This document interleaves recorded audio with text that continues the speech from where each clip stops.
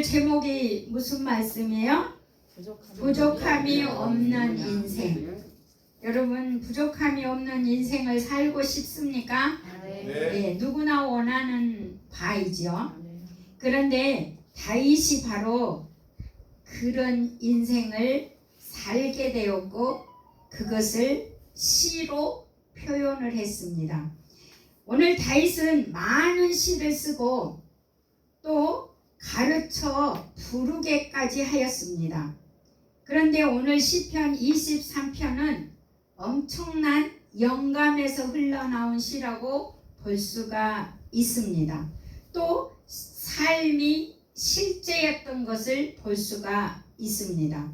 놀라운 것은 신약 시대에 예수님이 오시면 거듭난 새로운 피조물들이 누려야 할 것들을 표현하는 시입니다.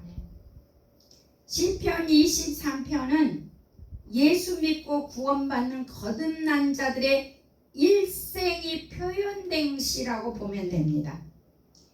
다윗은 젊은 시절 핍박과 생명의 위협의 고통 속에서 모든 삶을 살아낸 후 황혼기에 이 시를 쓰지 않았을까 생각합니다. 자, 다윗은 다 살아보고 황혼기에 이렇게 누렸다면 우리는 오늘 예수를 믿는 오늘 바로 이 누림이 시작된다는 겁니다. 이게 차이점입니다. 예. 그래서 고린도후서 5장 17절 보라 이전 것은 지나갔으니 새 것이 되었도다. 새로운 피조물이라고 말씀합니다. 새로운 피조물이 누려야 할 너무나 완벽한 시라는 거죠. 23편이 하나님께서는 나의 목자이시니 모든 삶이 완벽하다는 뜻으로 해석이 되는 거죠. 자, 그러면 시편 23편 1절을 보면 시작. 여호와는 나의 목자시니 내가 부족함이 없으리로다. 자, 하나님이 나의 목자가 되시는 전제 조건이 있습니다. 그냥 부족함이 없는 인생이 바로 오지 않습니다. 나의 목자가 되어야 합니다. 예, 내 목자가 된 전제 조건에서 부족함이 없는 인생이 됩니다. 사랑은 있는데 돈이 없다. 자식이 없는데 돈은 많다. 세상의 원리에서 이 조건은 부족하다고 느끼는 조건의 삶입니다. 그렇죠? 무슨 있는데 무슨 없고 무슨 있는데 무슨 없다. 이거는 결과적으로는 부족하다는 거죠. 인간들의 삶에는 죽음과 슬픔과 기쁨과 승리와 패배, 행복과 불행, 사랑, 미움, 이 모든 것들이 그리스도 안에서 녹아내린다는 것을 기억하시기 바랍니다.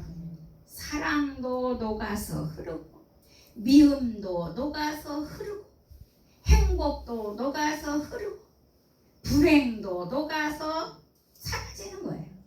그리스도 안에 있는 모든 것들은 다 녹아서 없어질 거는 없어지고 있어야 할 것들은 계속 흐르게 되는 거죠.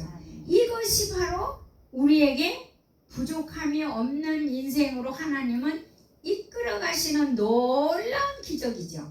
이게 그리스도 안에 있는 삶. 그래서 이 부족함이 없는 상태라는 것은 그리스도와의 관계에 숨겨진 죄의 문제, 어떤 비밀 문제나 비밀이 존재하지 않습니다. 그러니까 죄의 문제, 비밀이 존재한다는 것은 뭐냐면 우리는 저주의 말을 탁 해버리잖아요. 우리는 거기에 원수의 어떤 공박을 칵 해버리잖아요. 이거는 그리스도 안에서 내가 비밀을 갖고 있는 거예요. 이해 안 가십니까 이거? 네, 나만이 갖고 있는 비밀이에요.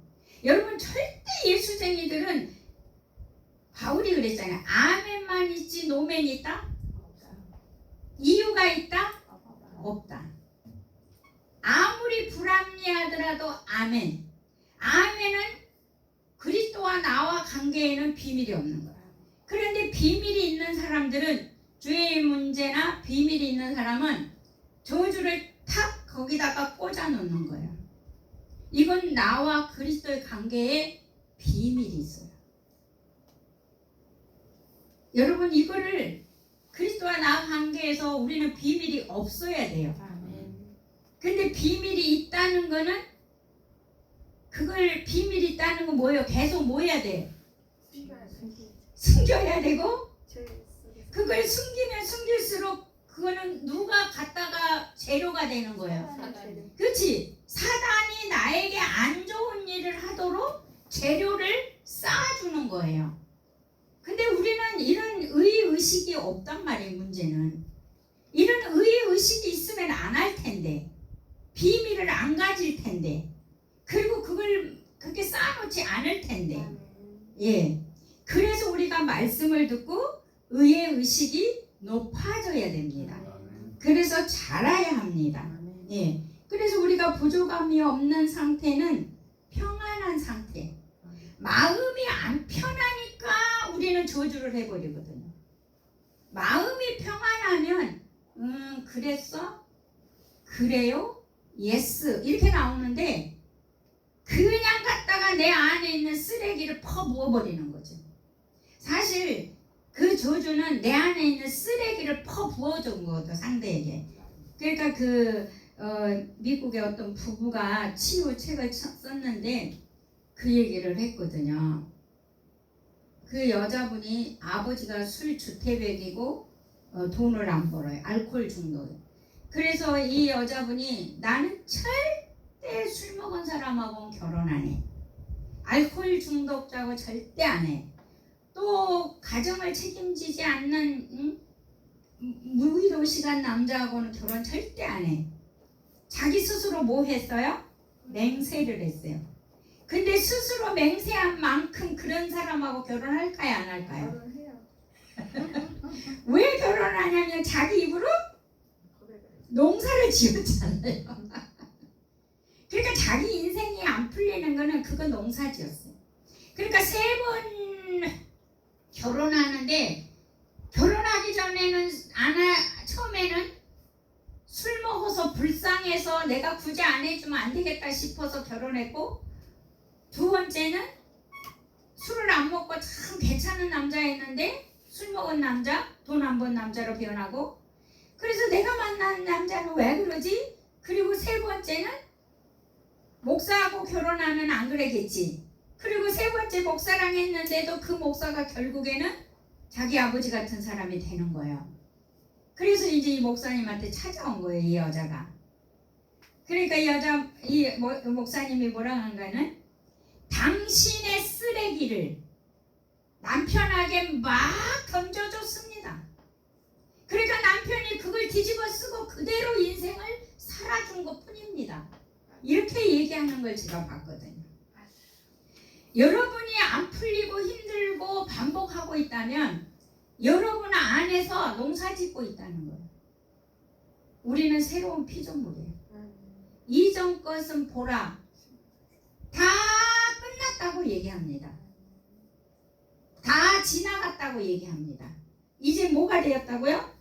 새로운 피조물, 평안한 상태가 되었단 말이에요.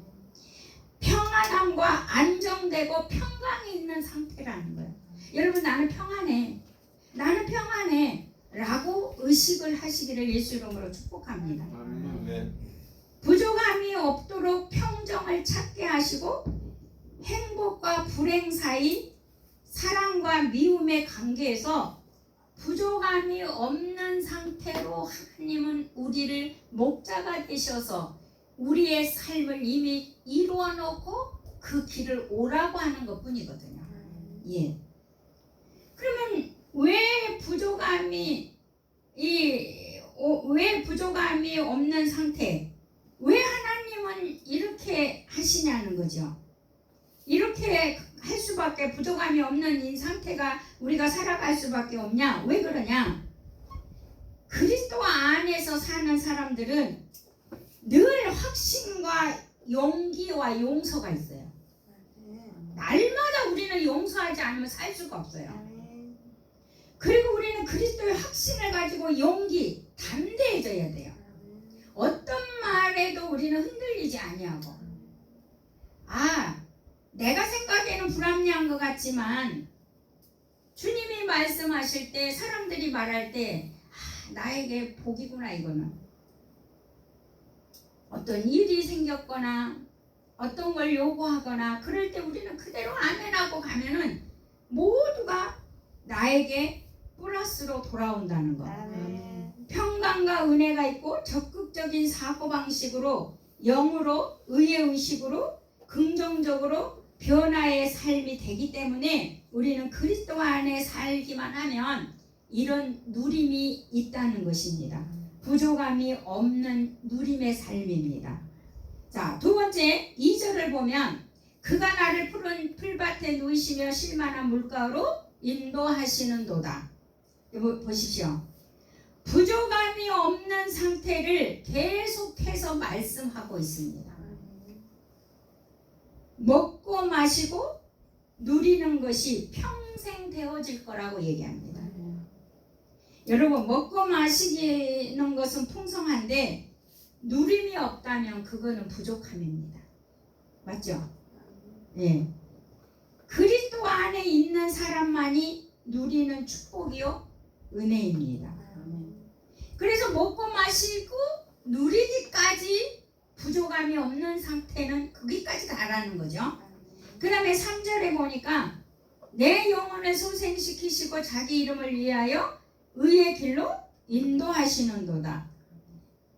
나를 부르시고 내 영혼을 소생시켜서, 나를 불러 영혼을 소생시키시고 자기 자신의 이름을 걸고 부족함이 없는 길로 나를 인도하겠다는 거예요. 제가 여러분을 인도할 때 윤영자란 이름에 먹칠하지 않기 위해서 진실하고 선하고 주의 뜻을 받들어 가는 것이 내 이름에 먹칠하지 않는 거잖아요. 그리고 그 다음 단계는 하나님께 먹칠하지 않는 거잖아요. 예. 그러니까 우리가 아이고 윤영자 목사는 왜 왔다 갔다 해? 그러면 누가 또 이 왔다 갔다 하는 분이 됩니까? 예수님이 왔다 갔다 하는 분이에요. 그러니까 당신의 이름 때문에 세상의 창조를 일으키고 우리의 모든 것을 다 알고 계신 그분이 당신 이름 때문에 나를 불러놓고 책임지겠다는 거예요. 얼마나 멋집니까? 예. 바로 예수 그리스도 이름에는 모든 것이 가능한 역사가 있다는 것이 신약의 말씀이잖아요. 예? 부족함이 없다. 내 이름 때문에. 내 이름을 걸고 내가 너를 부족함이 없는 인생으로 이끌어 줄 거다. 그러면 여러분 생각해 보십시오. 신약에서는 바로 뭘 줬어요? 구약에서는 내 이름을 걸고 예수 이름. 신약에서는 예수 이름을 줬잖아요. 그죠? 우리 모든 믿는 자들에게 능력이 되고 모든 이름 앞에 무릎을 꿇을 수 있는 권세가 바로 예수 이름이잖아요. 예. 그래서 우리는 이 예수 이름을 사용하라고 줬어요. 당신의 체면을 걸고 당신의 이름을 가지고 구약에서는 지켰지만 아예 내가 내 이름을 너한테 줄 테니 네가 내 이름 갖고 네가 사용을 해버려 이거거든요. 그러니까 신약은 엄청나게 구약에서 하고는 다르죠. 하나님이 해준 거 수동적으로 구약을 따라갔다면 우리는 능동적으로 신약의 새로운 피조물은 능동적이라는 거예요. 예. 그러니까 다른 거예요. 신약과 구약은. 예. 그리고 4절을 또 보십시다. 4절은 내가 사망의 음침한 골짜기로 다닐지라도 해를 두려워하지 않을 것은 주께서 나와 함께 하심이라. 주의 지팡이와 악대기가 나를 아니하시나니. 여러분, 죽음의 문제는요 예수님이 십자가에서 해결해놨죠 이미. 예. 그러나 성경은 죽음은 계속 이 세상에 있다고 얘기합니다. 사라지지 않았다는 거예요. 죽음을 이겨놓고 그 죽음에서 우리를 해방시켜 놨을 뿐이지 그 죽음은 사라지지 않았습니다. 베드로전서 5장 8절에 보니까 그걸 이유를 알려주셨죠. 자, 베드로전서 5장 8절을 성경 한번 찾아보셔야 되겠습니다. 베드로전서 5장 382쪽 신약성경 383쪽 5장 8절 신약성경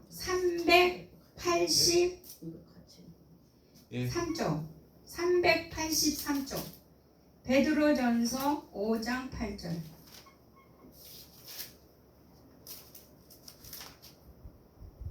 383쪽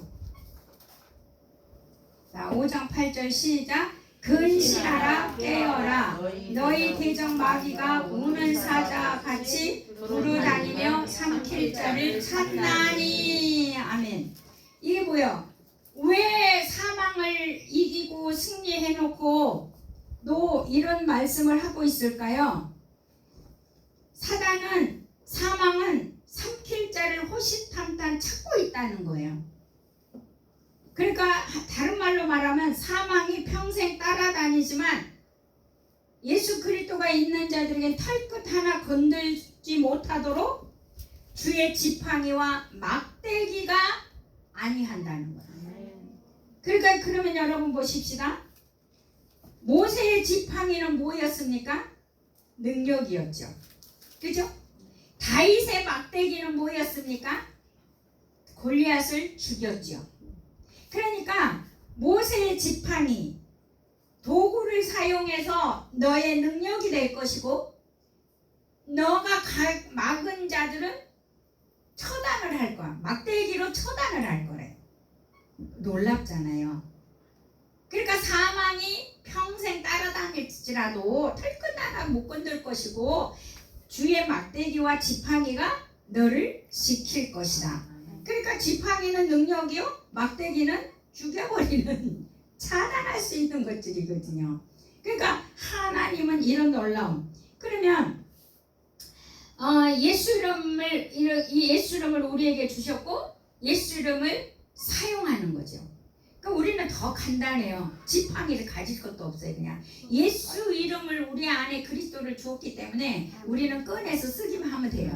뭐 가서 가져올 필요도 없어요. 갖고 있어야 할 이유도 없어요. 예. 자, 5절 다시 시편으로 갑니다. 23편 5절. 주께서 내 원수의 목전에서 내게 상을 차려주시고 기름을 내 머리에 부으셨으니 내 잔이 넘치나이다. 자, 원수 앞에 상을 차려주셨다. 이게 무슨 뜻이냐? 다윗은 지난날 자신의 삶이 고난 자체였습니다. 그런데 이제는 하나님의 잔치상에 초대받은 자가 됐어요. 과거에는 사망이, 고난이, 핍박이 잔치를 벌이고 다윗을 죽이려고 했는데 이제는 하나님의 잔치상에 다윗이 초대받았다는 거예요. 자, 이 초대받았다는 건 뭐냐면 다윗의 인생은 축제와 잔치로 변화됐다는 거예요. 그래서 오늘날 우리 새로운 피조물은요, 예수 그리스도로 사는 우리는 날마다 축제고 잔치가 돼요. 왜냐하면 그분은 5,000명도 먹이는 기적이 있고 우리를 당신 가나안에 우리를 부욕해 하시는 그분이고 죽은 자도 살리는 그분이 내 안에 계시면서 모든 일을 행하시는데 다윗이 이 잔치에 참여됐다는 거예요. 그래서 다윗이 내 인생이 축제로 잔치로 변화된 삶을 고백하고 있는 거죠. 야, 어떻게 다윗은 이렇게 세 번 피조물의 고백을 할 수 있었을까? 제가 어제 이 말씀 계속 묵상해도 여기까지 표현이 안 됐는데 어제 1시부터 7시까지 몸부림치면서 이 말씀이 엮어져 나오는데 제가 은혜를 받았어요. 예. 축제 잔치의 삶은 풍성한 인생입니다. 그리고 승리의 고백입니다. 이 풍성한 삶은 원수들조차도 해방할 수가 없어요. 이것이 다윗의 고백이에요. 자, 이 고백이 새로운 피조물의 계시의 말씀입니다. 이제 우리는 결코 나를 해할 자도 없고 빼앗아갈 자도 없습니다. 그러므로 우리는 세상을 당당하게 어깨를 쫙 펴고 우리는 살아갈 수 있는 자들입니다. 여러분 어깨를 탁 빼고 살아가십시오. 당당하게 살아가십시오. 나는 잘 된다고 말하며 살아가십시오. 나는 행복하다고 말하고 살아가십시오. 여러분 어떤 일이 있으면 재수 없어. 그럼 재수 없는 일이 계속 올 겁니다. 그런데 야 오늘 무슨 좋은 일이 있으려고 이런 일이 있지? 여러분 이렇게 기분 나쁜 일이 있으면 오늘 또 뭔 좋은 일이 있으려고 이런 일이 있지? 그러면 그거 기대되잖아. 무슨 일? 좋은 일. 그러니까 좋은 일이 있을 수밖에 없어요. 일본의 어떤 사람이 책을 썼는데 그 얘기를 썼더라고요. 똑같은 학벌에 비슷한 환경에 비슷한 두 사람이 하나는 재수없어. 하나는 무슨 좋은 일이 있으려고 그러지? 넘어졌을 때 표현이 다르더라는 거예요.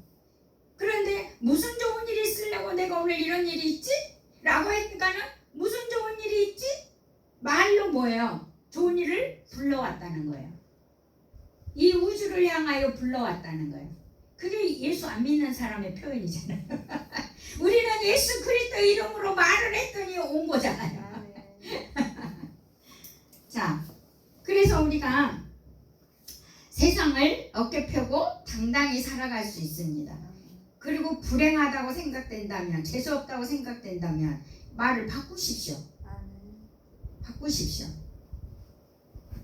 자, 6절을 또 봅니다. 마지막 절. 내 평생의 선하심과 인자하심이 반드시 나를 따르느니 내가 여호와의 집에 영원히 거하리로다. 살리로다. 자, 보시죠. 다윗은 과거의 모든 삶을 해고해 볼 때 얼마나 감격과 감사가 있었는지 짐작할 수가 있습니다. 평생 동안 하나님의 인자하심과 선하심은 자기 인생에 생애에 따라다니고 있었다고 고백합니다. 하나님의 인자하심과 선하심이 내 평생 따라다니고 있었다는 거예요. 어떻게 이런 고백을 할 수 있을까요?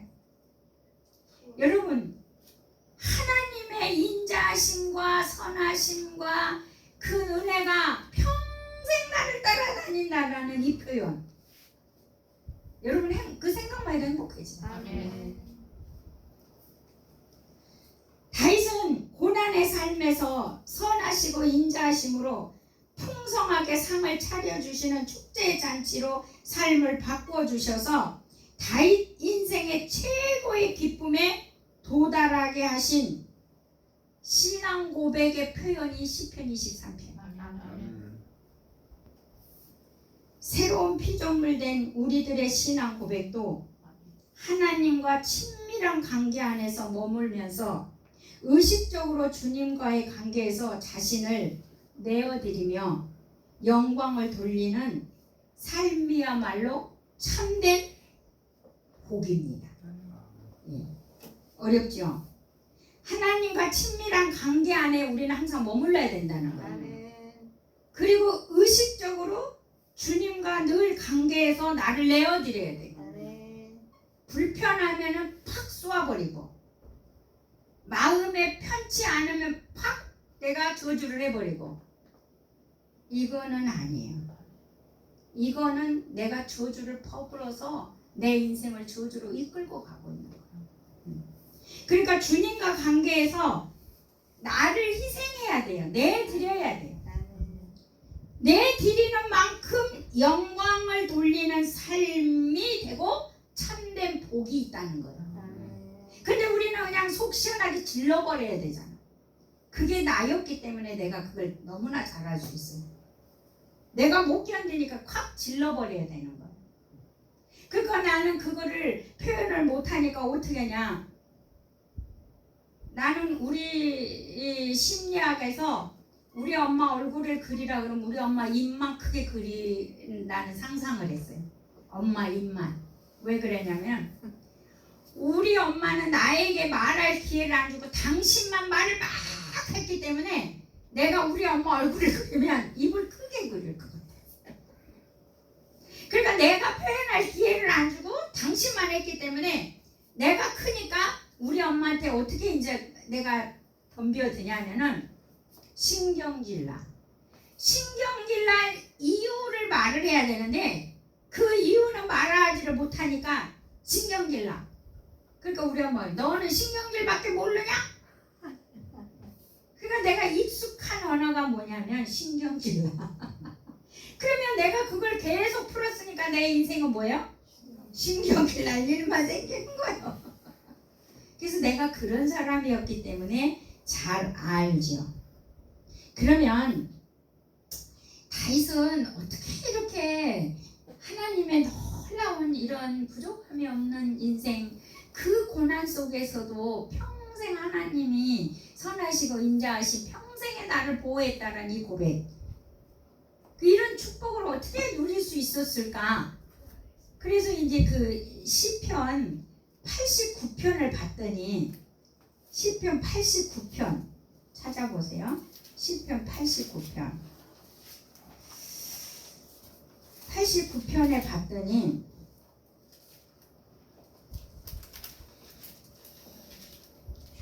20절을 보세요. 20절 시작. 내가 내 종 다윗을 찾아내어 나의 거룩한 기름을 그에게 부었도다. 자, 하나님은 이 시편 89편은요 에스라 사람 에돔의 시거든요. 그런데 하나님께서는 다윗에게 찾아내서 언약을 맺어줬대요. 찾아냈대요. 오늘 하나님은 다윗을 찾아냈고 그리고 기름을 부었다고 말합니다. 그럼 하나님께서는 어떤 자를 찾아내실까요? 하나님은 지금 여러분 부족함이 없고 선하고 인자하심이 평생 내 인생을 이끌고 가는 하나님이 다윗을 찾아냈으니까 하나님이 끝까지 책임지고 사랑하시거든요. 끝까지 책임지고 사랑해요. 근데 어떤 자를 찾아냈을까? 아버지의 양을 칠 때 목자로서 자질이 있었어요. 어린 다윗은 목숨 걸고 생명 걸고 아버지 양을 지켰어요. 저는 거기서 볼 때 아버지가 나를 인정도 안 하는데 내가 양을 지켜? 농땡이 부렸을 것 같아요. 근데 다윗은 하나님이 나를 보고 계시잖아. 하나님이 나를 보고 계시기 때문에 한 마리의 양도 나는 지켜야 돼. 아버지를 보고 육신의 아버지를 보고 양을 지키는 게 아니었어요. 하나님을 바라보고 내가 농땡이 피는 건 우리 아버지는 집에 있으니까 모르겠지만 하나님은 농땡이 치는 거 보는 거 안다 이거. 그래서 하나님이 보고 계신다는, 그래서 목자의 자질이 있다고 하나님이 보셔서 곧 찾아내서 왕의 자질이 있다고 보신 거죠. 그래서 기름을 부었습니다. 예. 그래서 하나님께서 친히 찾아낸 다윗은 끝까지 책임지고 끝까지 사랑. 바로 신약이 요한복음 13장 1절이 그 얘기예요. 요한복음 13장 1절이 하나님은 우리를 어떻게 해요? 구원받는 우리를 어떻게 하시냐면 13장 1절 요한복음 169쪽 신약성경 169쪽 13장 1절 시작. 6월절 전에 예수께서 자기가 세상을 떠나 아버지께로 돌아가실 때가 이른 줄 아시고 세상에 있는 자기 사람들을 사랑하시되 끝까지 사랑하시니라. 아멘. 자, 하나님의 사랑은 뭐예요? 내가 예수 믿고 구원받았다면 하나님은 끝까지 다 사랑하는 거예요. 다윗을 찾아내서 기름 부었으니까 끝까지 사랑하신 거예요. 그리고 다윗은 어떤 자였길래 하나님이 찾아냈냐 이 말이에요. 사무엘상 17장 34절 구약성경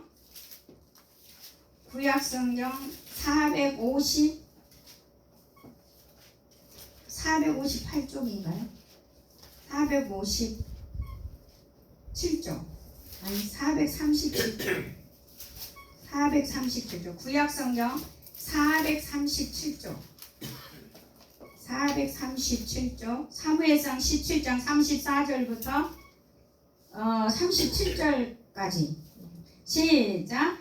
다윗이 사울에게 말하되 주의 종이 아버지의 양을 지킬 때에 사자나 곰이 와서 양떼에서 새끼를 물어가면 내가 따라가서 그것을 치고 그 입에서 새끼를 건져내었고 그것이 일어나 나를 해하고자 하면 내가 그 수염을 잡고 그것을 쳐 죽였나이다. 주의 종이 사자와 곰도 쳤은즉 살아계시는 하나님의 군대를 모욕하는 이 할례 받지 않는 블레셋 사람이니까 그가 그 짐승의 하나와 같이 되리라. 또 다윗이 이르되 여호와께서 나를 사자의 발톱과 곰의 발톱에서 건져내셨은즉 나를 이 블레셋 사람의 손에서 건져내리시리라. 사울이 다윗에게 이르되 가라 여호와께서 너와 함께 계시기를 원하노라. 아멘. 자, 다윗은 자신에게 맡겨진 양들을 생명을 걸고 지켰을 때 왕의 자질을 본 거예요. 그래서 기름을 부었지요. 그러면 나에게 맡겨진 일, 나에게 맡겨진 사명, 나에게 맡겨진 사랑, 나에게 맡겨진 일, 여러분 힘이 닿을 때까지, 목숨이 닿을 때까지 해야 돼요, 안 해야 돼요? 해야 돼요, 안 해야 돼요? 해야 되죠. 해야 돼요. 우리는 이런 목숨을 다할 때까지 감당하는 것이 부족함이 없는 인생의 길이 된다는 거예요. 나는 아무것도 하나님 앞에 드려서 영광이 된 게 없는데 거저 먹는 게 뭐가 있어요? 예수가 십자가에서 당신이 죽었기 때문에 온 인류가 구원을 받는 것처럼 내가 드려져야 돼요. 다윗도 생명 걸고 양을 지켰다는 거예요. 나도 내게 온 일, 사람, 무슨 직무, 책임, 목숨 걸고 일해내야 되는 거예요.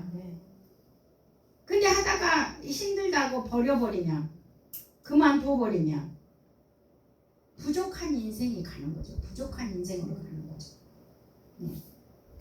그래서 하나님이 찾아내신 자에게는 시편 89편으로 다시 오면 89편에서 21절 보십시오. 하나님이 찾아내서 기름 부은 자는 어떤 일이 일어나는지 21절 보면 내 손이 그와 함께 견고하게 하고 내 팔이 그를 힘있게 하리라. 여러분 하나님이 부르신 자는요 힘을 주신대요. 그리고 22절에는요 또 뭐라고 그랬어요? 원수가 그에게 강탈하지 못하며 악한 자가 그를 공고하게 못하리로다. 원수에게 착취 당하지 못하도록 지켜주신대요. 사울에서 다윗을 지켰잖아요. 사울 왕에게서. 23절 또 원수가 그에게 강탈 못하며 악한 자가 23절 내가 그의 앞에서 그 대적들을 박멸하며 그를 미워하는 자들을 치려니와 원수를 박멸해버린대요. 24절 나의 성실과 인자하심이 그와 함께하리니 내 이름으로 말미암아 그의 뿔이 높아지리로다. 성실과 사랑으로 함께해주고 이름을 높여준대요. 25절 내가 그의 또 손을 바다 위에 놓으며 오른손에 강들 위에 놓으리니. 자 여러분 무슨 말인 것 같아요? 땅을 넓혀주겠다는 거예요. 세력을 강성하게 하겠다는 거예요. 그래서 다윗이 인생의 황혼기에 뭔 일이 일어났어요? 어마어마한 땅을 찾았잖아요. 통일왕국을 이루었잖아요. 어마어마한 부자가 됐잖아요. 강성한 세력이잖아요. 중동에서 최고의 이스라엘이었잖아요. 예. 강성하게 되었죠. 자, 26절. 그가 내게 부르기를 주는 나의 아버지여 나의 하나님이여 나의 구원의 바위시라 하리로다.